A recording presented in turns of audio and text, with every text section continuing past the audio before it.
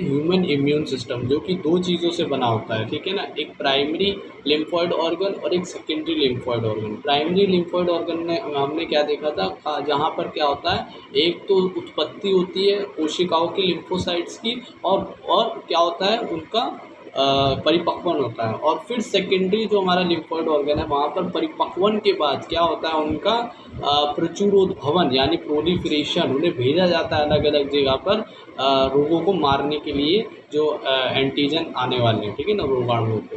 तो अब सबसे पहले हम देखेंगे प्राइमरी लिम्फॉइड ऑर्गन, जहाँ पर उत्पत्ति हो रही है और परिपक्वन हो रहा है, जिसमें हमने क्या क्या देखा था। एक होते हैं बोन मैरो और एक होती है थाइमस ग्लैंड। तो क्या होती है बोन मैरो, देखो एक हमारे शरीर की बड़ी हड्डी, ठीक है ना, जिसमें एपिफाइसिस होता है, एक हाइपोफाइसिस होता है और एक मेटाफाइसिस होता है। तो वहीं पर बीच में उपस्थित एक गाढ़ा तरल होता है जिसका नाम होता है बोन मैरो, अस्थि मज्जा, ठीक है ना, जो कि जिनके अंदर कोशिकाएं होती हैं पीएससी यानी कि pluripotent stem cell, pluripotent stem cell, ठीक है ना। अब ये प्लूरीपोटेंट स्टेम सेल जो होती है वो अविभेदित होती है, यानी कि जो कि एक निष्क्रिय कार्य नहीं कर रही है, जो कि एक विभेदी जो है ना कोशिका नहीं है, यानी जो एक निश्चित कार्य नहीं करती, वो अलग अलग कोशिकाओं को बनाती है, ठीक है ना, जो कि वो निश्चित कार्य करेंगी कोशिकाएं, यानी एक अविभेदित सेल है जो कि अलग अलग सेल बनाते हैं, ठीक है ना। तो प्लूरीपोटेंट स्टेम सेल जो होता है वो हमारी हीमेटोपोइसिस करवाता है, यानी कि हमारी रक्त कोशिकाएं बनाता है। तो यहाँ पर हमारी रक्त कोशिकाएं बनती हैं, जिसमें कौन कौन सी रक्त कोशिकाएं, आरबीसी होती है, डब्ल्यूबीसी होती है, प्लेटलेट्स होती है। जिसमें डब्ल्यूबीसी में 5 प्रकार की डब्ल्यूबीसी होती है ना। तो कौन कौन सी, बेसोफिल, इसिनोफिल्स, न्यूट्रोफिल्स, मोनोसाइट और हमारी लिम्फोसाइट सॉरी। तो लिम्फोसाइट लसीकाणु, यही तो हमें बनानी थी, तो हमने उत्पत्ति करवा दी बोन मैरो से, किसकी, लिम्फोसाइट की, लसीकाणु की। अब परिपक्वन होगा, ठीक है ना। अब परिपक्वन कहाँ होता है, थाइमस में नहीं। 50% जो परिपक्वन है लसीकाणु का वो कहाँ होता है, अस्थि मज्जा में ही, ठीक है ना। 50% लसीकाणु बोन मैरो में ही परिपक्वन होती है, और जिसको हम क्या बोलते हैं, बी लिम्फोसाइट, क्योंकि बोन मैरो में हो रही तो इसे बी लिम्फोसाइट। और 50% जो लसीकाणु है वो अस्थि मज्जा से निकलकर कहाँ होती है, थाइमस ग्लैंड में जाकर परिपक्वन होती है, जिसको हम क्या बोलते हैं, टी लिम्फोसाइट, ठीक है ना। तो बी लिम्फोसाइट, टी लिम्फोसाइट। अब थाइमस ग्लैंड है क्या, देखो थाइमस जो होती है ग्लैंड, वो हमारे कहाँ रहती है, यहाँ पर, यानी जो अरुस्थि है उसके नीचे स्थित रहती है, ठीक है ना। देखो थाइमस एक लोब्ड अंग है, यानी कि एक अंग है, ठीक है ना, जो हृदय के पास अरुस्थि के नीचे स्थित होता है, ठीक है ना। अब जन्म के समय जो होता है थाइमस काफ़ी बड़ा होता है, लेकिन बढ़ती उम्र के साथ आकार उसका घटता रहता है, और बुढ़ापे में यह बहुत छोटे आकार का हो जाता है। इसीलिए बुढ़ापे में क्या होती है, हमें बीमारियां लग जाती है, क्योंकि ये छोटा हो गया, तो ये परिपक्वन कम हो गया हमारी किसका, लिम्फोसाइट का, तो इस वजह से हमें बीमारियाँ ज़्यादा लग जाती है बुढ़ापे में। अब थाइमस ही जो है टी लिम्फोसाइट के परिवर्धन और परिपक्वन के लिए पर्यावरण देता है। अब बी लिम्फोसाइट, टी लिम्फोसाइट अलग अलग क्यों करती है, क्या ये एक ही तरह है, नहीं, ये अलग अलग कार्य करेंगे। बी लिम्फोसाइट जो होती है असल में एंटीबॉडीज़ बनाती है, असल में जो होती है हमारी प्रतिरक्षा वो बनाती है, सेल बनाती है, ठीक है ना, जो कि लड़ेगी किससे, बाहरी प्रतिजनों से, ठीक है ना। अब बी लिम्फोसाइट में एक रहती है प्लाज्मा बी सेल और एक रहती है मेमोरी बी सेल। अब प्लाज्मा बी सेल क्या है, यही जो होती है हमारी इम्यूनोग्लोबिन यानी एंटीबॉडी आईजी बनाती है, ठीक है ना, जिसके अंदर Ig D E M A G ये सब रहती है, ठीक है ना। और ये एक तरह के क्या है, प्रोटीन ही तो है, ठीक है ना। और जो मेमोरी सेल है वो क्या है, स्मृति है, जो कि हमने शुरू में देखा था, हमारी एंटीबॉडी जो हमारा इम्यून सिस्टम है उसकी एक खासियत है, क्या है, स्मृति। तो यहाँ पर ये स्मृति रहती है। अभी हम ये चीज़ आगे भी देखेंगे। टी लिम्फोसाइट क्या करती है, टी लिम्फोसाइट 4 तरह की कोशिकाएं बनाती है, एक टी हेल्पर, एक टी किलर, एक टी मेमोरी और एक टी सप्रेसर। जिसमें टी मेमोरी क्या है, फिर से याददाश्त कोशिकाओं की, और जो टी हेल्पर है ना वो क्या करती है, वही जो होती है प्लाज्मा बी सेल से इम्यूनोग्लोबिन यानी एंटीबॉडीज बनवाती है, यानी बनवाने के लिए उत्तरदायी कौन है, टी हेल्पर, टी सहायक कोशिकाएं, जो कि आईजी को प्रेरित करती है, यानी प्लाज्मा बी सेल को प्रेरित करती है कि इम्यूनोग्लोबिन एंटीबॉडीज़ बनाओ। तो इस तरह से हमने ये देखा है, ठीक है ना। अब आगे देखो भाई, जो सेकेंडरी लिम्फॉइड ऑर्गन है वो क्या करता है, जो हमारा हमने बोला था प्रचुरोद्भवन प्रोलिफरेशन करवाएगा। तो जब परिपक्वन हो जाता है, परिपक्वन के बाद लसीकाणु प्लीहा, लसिका ग्रंथियों, टॉन्सिल, क्षुद्रांत के पेयर पेचों में और तरिशेषिका, अपेंडिक्स जैसे द्वितीय अंगों में चले जाते हैं। ठीक है ना। अब ये क्या है, द्वितीय लसिकाभ अंग कौन कौन से होते हैं? ऐसे स्थान जहाँ पर लसिकाणुओं की प्रतिजन के साथ पारस्परिक क्रिया होती है, यहीं पर तो क्रिया होगी, जो बाद में प्रचुर संख्या में उत्पन्न होकर प्रभावी कोशिकाएं बन जाते हैं ना। तो ये यहाँ पर ही क्या होती है, एंटीबॉडीज़ जो होती है छोड़ी जाती है ताकि वहाँ पर प्रतिजनों को मारा जाए। ठीक है ना। अब ये 3 तरह के द्वितीय लसिकाभ अंग जो हमने टॉन्सिल, क्षुद्रांत ये सब बोले, इसी के अंदर आते हैं। पहला है प्लीहा, स्प्लीन। दूसरा है लसिका ग्रंथियाँ जिसे हम लिम्फ नोड्स भी बोलते हैं। तीसरा है माल्ट। तो स्प्लीन क्या है? प्लीहा जिसे हम बोल रहे हैं। स्प्लीन जो है प्लीहा सेम की फली के जैसा आकार होता है और ये कहाँ होती है? डायफ्राम और हमारी जो क्या नाम है, पेट है ना, उसका जो दूसरा भाग होता है उसके समीप रहता है। ठीक है ना। हमारा अमाशय और हमारी जो डायफ्राम है उसके बीच में। तो यह पर्पल बैगनी रंग की होती है और यह डायफ्राम और अमाशय के फंडस भाग में स्थित होती है। ठीक है ना। तो वहाँ पर ये स्थित। अब इसका कार्य क्या है? ठीक है ना। इसका कार्य है कि ये तो एक आरबीसी का निर्माण भी करती है जब इरिथ्रोपोइसिस करवाती है। ठीक है ना। सबसे पहले मान लो इसी ने ही जब बोन मैरो नहीं बनी थी तो इसने आरबीसी का निर्माण भी करा था। और ये मृत आरबीसी जो रहती है उसका अपघटन या नष्ट या भक्षण करती है ना, फैगोसाइटोसिस करती है। इसीलिए इसको क्या बोला जाता है? कब्रिस्तान बोला जाता है आरबीसी का। ठीक है ना। कि और वहाँ पर क्या होती है, क्योंकि वहाँ पर मैक्रोफेज भक्षाणु कोशिकाएं होती है जो कि आरबीसी को नष्ट कर देती हैं। अब प्लिया को ब्लड बैंक भी कहा जाता है क्योंकि यहाँ पर आरबीसी को स्टोर भी किया जाता है। जो अतिरिक्त आरबीसी है ना, एक्स्ट्रा आरबीसी होती है, उनको यहाँ पर स्टोर भी किया जाता है। ठीक है ना। अब देखो यहाँ पर एक और चीज़ रहती है, क्या? यहाँ पर हमारी लिम्फोसाइट भी मिली जाती है।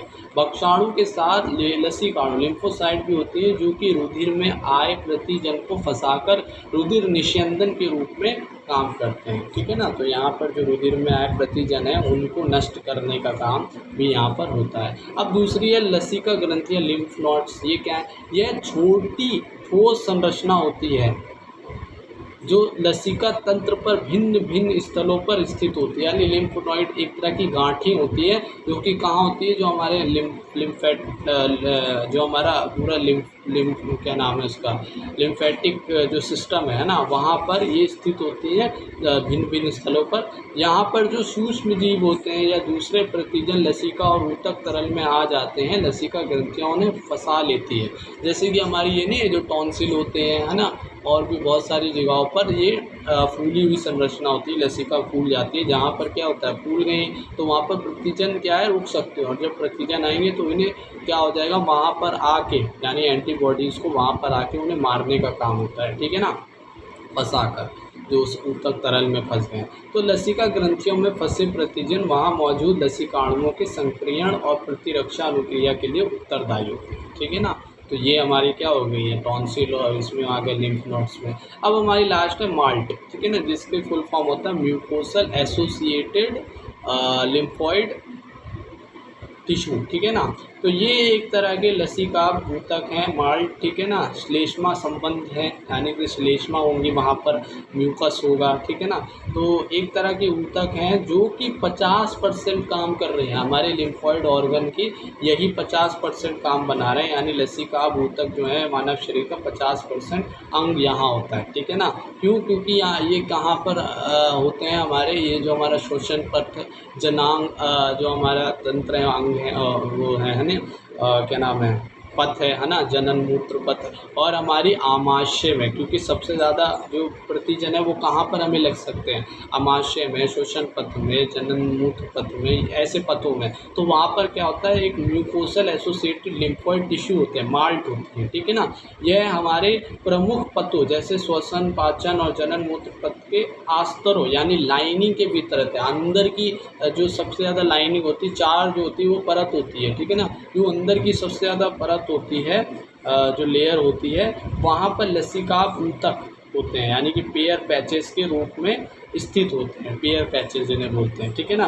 अब जिनमें लसिकाणु क्या होती है जो प्रतिरक्षी के रूप में कार्य करती हैं, तो वो भी यही करेंगी, हम उस म्यूकस में आ जाएगी जो भी हमारे एंटीजन है, और वहाँ पर एंटीबॉडीज को मार देगी। ठीक है ना।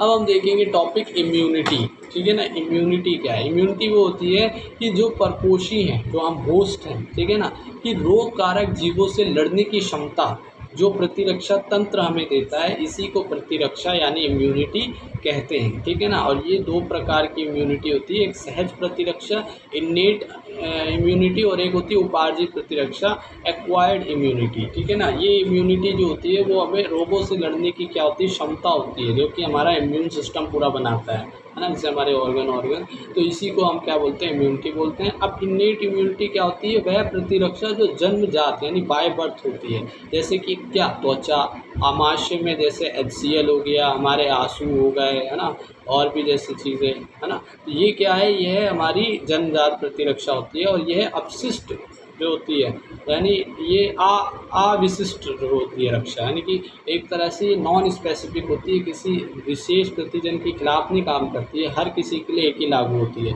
और ये शरीर में प्रवेश करने से रोगों को रोकती तथा मारती भी है। ठीक है ना, जैसे HCl है वो क्या कर रहा है, मार रहा है ना रोगों को, और स्किन है वो रोक रही है।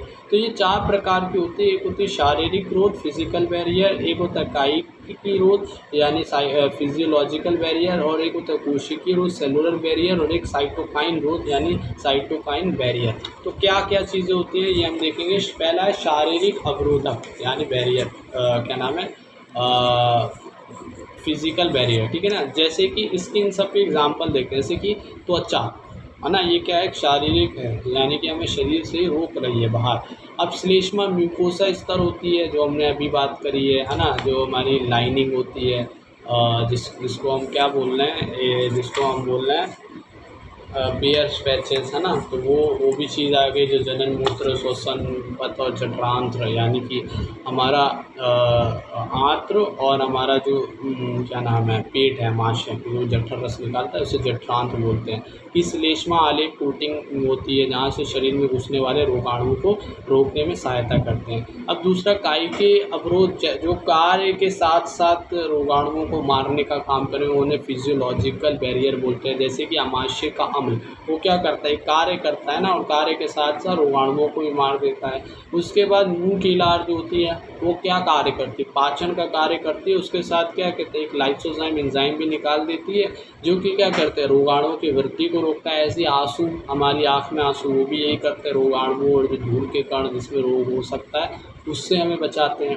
अब तीसरा है कोशिकीय अवरोध। कोशिकीय अवरोध में क्या है, कुछ कोशिकाएं हमारे शरीर में जन्म से ही होती है, जो कि रोगाणुओं को मारती है, रोकती है। जैसे कुछ WBC के प्रकार जो जन्मजात उपस्थित होते हैं, जो रोगाणुओं का भक्षण करते हैं, जैसे न्यूट्रोफिल, बेसोफिल्स, मोनोसाइट, और एक होता है हमारा नेचुरल किलर लिम्फोसाइट, प्राकृतिक मारक लसीकाणु। ठीक है ना, एक एग्जाम्पल है बी लिम्फोसाइट, टी लिम्फोसाइट। एक और होता है हमारा जो कि NK लिम्फोसाइट होता है। ठीक है ना, जो कि मान लो अपवाद भी हो सकता है, जो क्या नाम है, एक तरह से क्या है, उपार्जित अंग जो थे बी लिम्फोसाइट, टी लिम्फोसाइट, उसका यहाँ पर एक है कि NK लिम्फोसाइट जो होती है वो जन्मजात होती है। ठीक है ना, न्यूट्रोफिल भी होती है, बेसोफिल भी होती है, मोनोसाइट। अब न्यूट्रोफिल जो होती है वो बहुत सारे केंद्रक वाली होती है, और जिसमें बहुरूप केंद्रक होते हैं, यानी कि केंद्रक के बहुत सारे अलग अलग रूप होते हैं केंद्रकों के। ठीक है ना, अब मोनोसाइट जो रहती है वो क्या करती है, देखो मोनोसाइट में एक केंद्रक होता है। ठीक है ना, और इसका जो जीवन है वो बताए कितना होता है, 3 से 4 घंटे का होता है।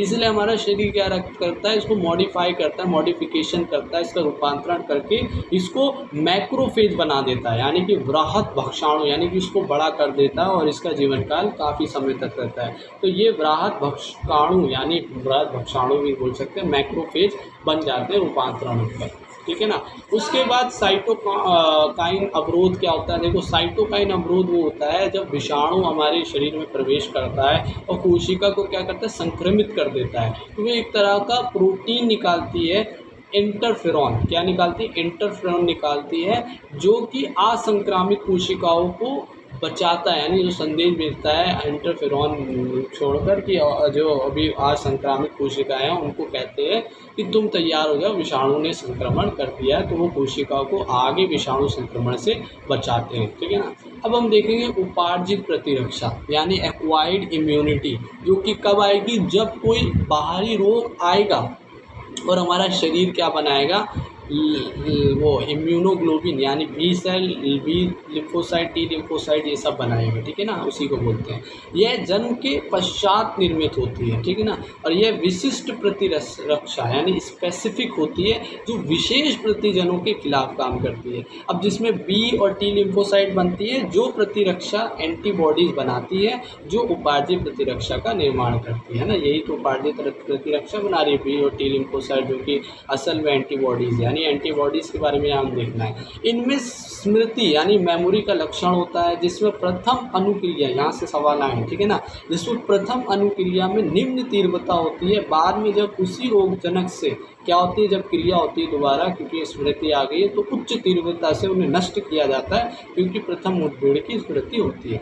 अब पांचवा पॉइंट है रोग जनकों की अनुक्रिया में बी लिम्फोसाइट, यहाँ से भी क्वेश्चन आया कि हमारे रक्त में प्रोटीनों की सेना उत्पन्न करती है ताकि वे रोग जनकों से लड़ सके। ये प्रोटीन प्रतिरक्षा एंटीबायोटिक्स कहलाती है। बी लिम्फोसाइट तो हमारी बनाती है ना, जिसमें कि कौन सा होता है हमारा प्लाज्मा बी सेल होता है, तो वही तो करता है ना। तो जबकि टी लिम्फोसाइट जो होती है खुद तो प्रतिरक्षियों का स्त्रावण नहीं करती लेकिन प्रोटीन उत्पन्न करने में जो बी सेल है हमारा बी प्लाज्मा सेल है उसकी सहायता करती है, जो कि हम पिछली बार भी देख चुके हैं, है ना। तो यही चीज़ हमने दोबारा देखी है। अब हम देखेंगे एंटीबॉडी। अब यहाँ पर हम बात करेंगे एंटीबॉडी। हमने सहज भी बना दी, हमने उपार्जित बना दी। अब ये एंटीबॉडी है क्या चीज़ वो हम देखेंगे। देखो यह एक प्रकार का क्या प्रोटीन प्रकृति है एंटीबॉडी, है ना, ये प्रोटीन ही तो है जो हमने पहले बात की थी, जो कि क्या होता है जिसमें 4 पॉलीपेप्टाइड श्रृंखलाएं होती हैं, 2 छोटी 2 बड़ी, 4 होती है, ठीक है। जिसमें चित्र भी हमने देखा था वाई आकार का, जिसमें 4 क्या होती है हमारी पॉलीपेप्टाइड श्रृंखला रहती है, क्योंकि अमीनो एसिड आपस में किससे जुड़े होते हैं, पॉलीपेप्टाइड बॉन्ड से। पॉलीपेप्टाइड बॉन्ड बहुत सारे होते हैं तो ये एक श्रृंखला बनाते हैं, एक चेन बनाते हैं। तो यहाँ पर 4 तरह की पॉलीपेप्टाइड श्रृंखला होती है, 2 छोटी होती है, 2 बड़ी होती है श्रृंखलाएं, 2 लघु से बोलते हैं, इसीलिए क्या बोलते हैं इसे H2L2, 2 हैवी 2 लाइट, ठीक है ना, के रूप में दर्शाया जाता है।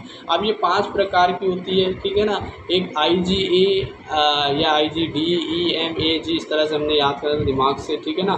तो जिसमें IgA रहती है, IgE, IgM-DG, जिसमें इनका नाम भी होता है जैसे delta, epsilon, macro, alpha, gamma, ठीक है ना।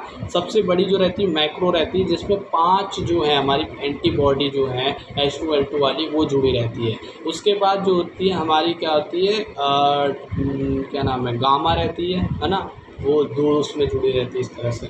अब देखो सबसे कम कौन सी होती है IgE, ठीक है ना, एप्सिलॉन। तो ये जो हमारी IgE है उसकी मात्रा होती है हमारे शरीर में 0.05%, ठीक है ना। और ये कहाँ पर होती है, ये हमारी मास्ट सेल और बेसोफिल्स में रहती है, और इनका कार्य जो रहता है ये उत्तेजन करवाती है मास्ट सेल को और इनको कि बेसोफिल्स को जब एलर्जी अभिक्रिया होती है, ठीक है ना।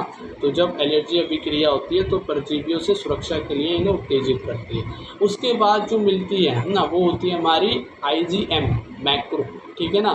तो जो मैक्रो होती है वो 5 से 10% होती है, ठीक है ना, और जो कि कहाँ पर उपस्थित होती है प्लाज्मा में उपस्थित होती है, ठीक है ना, यानी रक्त के और उसमें भी लिम्स में भी हमारी हो सकती है। अब ये पेंटामर के रूप में होते हैं, मतलब सबसे बड़ी होती है, यानी 5 हमारी जो होती है हमारी IgA प्रतिरक्षी होती है वो जुड़ी रहती है, ठीक है ना। तो यहाँ पर इसका कार्य क्या होता है जीवाणुओं से सुरक्षा, क्योंकि ये सबसे बड़ी है तो ये सबसे पहले कार्य करती है ना। तो जीवाणु से सुरक्षा में प्रथम उत्पन्न प्रतिरक्षा प्रबल अभिश्लेषण करती है, यानी कि एग्लूटिनेशन यानी होता है उसे फंसाती है, उसको वो जब प्रतिजन के खिलाफ प्रतिरक्षा करती है तो उसे